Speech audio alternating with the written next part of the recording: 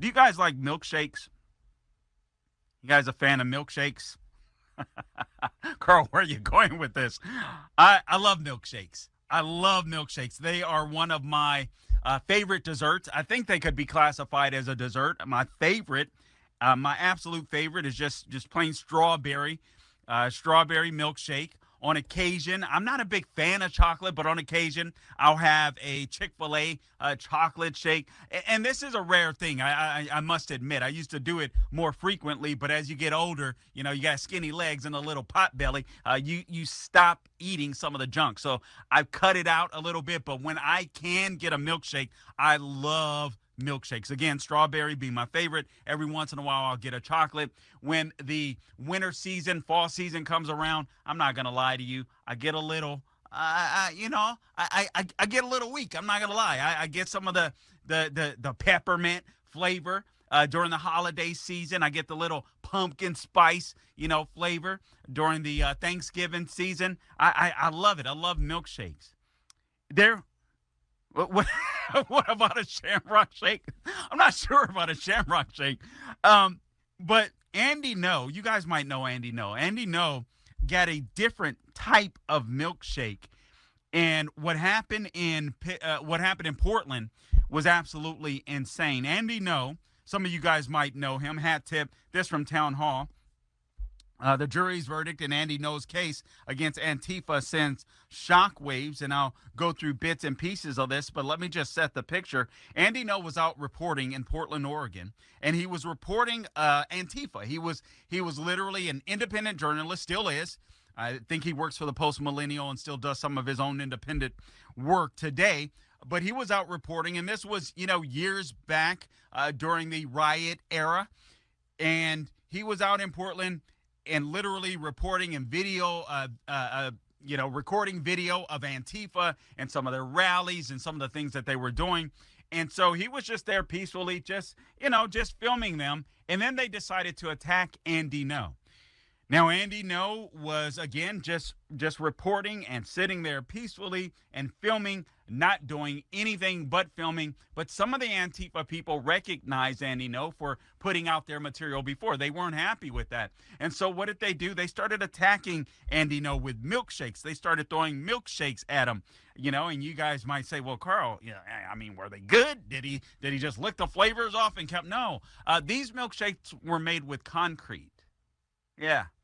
It's a different flavor that I would never want to taste.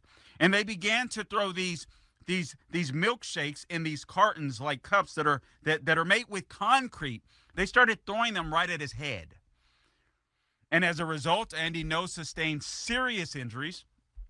He was hospitalized for a while. It took him quite a while to recover. Some of you guys might remember seeing him months after that. And the guy he's a very intelligent guy, bright guy. He's a more liberal, independent thinking. He's a gay guy as well, so he's not exactly what you would call a far right wing conservative. But he just wanted to show people. He wanted to show people what the left was doing and what they were doing to, I believe, his city at the time. I could be wrong on that, but he wanted to show the world what Antifa was doing. And they were destroying the city of Portland as well as wherever else they happen to pop up. And he was severely beat as a result of it. Well, what happened to Andy No? Andy No decided to take some of these people to court. Hat tip Town Hall. At the conclusion of journalist Andy No's multi-day civil trial against Rose City Antifa, whose far-left militant members brutally beat the investigative reporter when he went undercover to expose Antifa's extremist activities on the riot-torn streets of Portland, a 12-person jury reached a verdict in the case Tuesday evening, reportedly finding both of the defendants not liable for all claims. The Post Millennial senior editor, represented by attorney Harmeet Dillon's nonprofit Center for American Liberty, sought almost $1 million in damages in a lawsuit accusing the co-defendants of assault, battery, theft, and intentional infliction of emotional distress over a series of violent Antifa attacks between 2019, when No was hospitalized for a brain hemorrhage. And you can go back and watch the video. As a matter of fact, I've tweeted the video. If you follow me on Twitter, you can find it at Carl Jackson Show. If you If you don't follow me on Twitter, please consider following me on Twitter and all things social media at Carl Jackson Show. You can check out my podcast, The Carl Jackson Show. And I had forgotten about that video. Honestly, I did a podcast, and I'm going to get to this, of what Governor Ron DeSantis did here in Florida, the GOAT, the greatest governor of all time, what he did, something that he did. And then as I was scrolling, as I was searching, I came upon this. And I was like, oh, my Lord, I totally forgot. In closing statements, defense counsel Michelle Burrows told the jurors that not only does she self-identify as an anti-fascist, and we all know when it comes to Antifa, when they say Antifa, they don't mean that they're anti-fascist. They're actually fascists. But the way that they frame that, I mean, when you say it, it's a smart move on their part, I got to admit.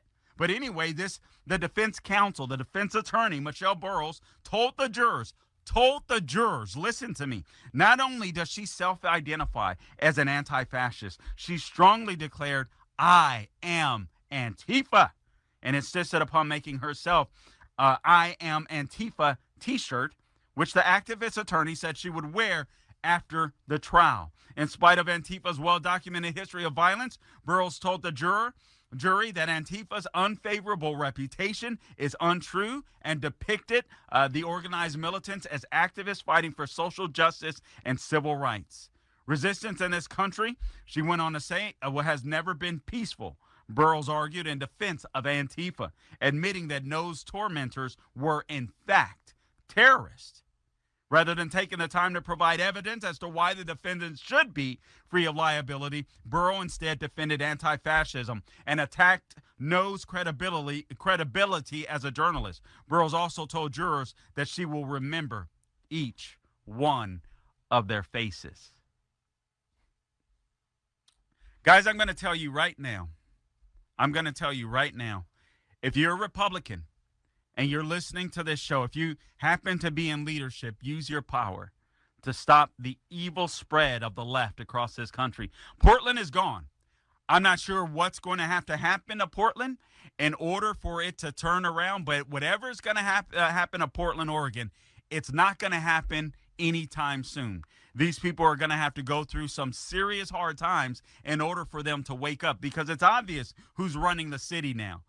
It certainly isn't average everyday citizens. It certainly isn't the mayor. Apparently it's Antifa. Antifa can beat a man down on live video. Antifa can harass and beat and show or stream lasers in the eyes of police officers. Nada. Nothing. This is what's becoming of cities that are run by the left. This is what's becoming of cities that are run by Democrats. So if you happen to be in Portland, get the heck up out of there. And make sure wherever you go, you vote for a conservative, you vote for a Republican, you vote for a constitutionalist, you vote for law and order. You vote for law and order. Because what's happened to Andy Ngo is absolutely unbelievable. But what's most glaring is there's officially no rule of law.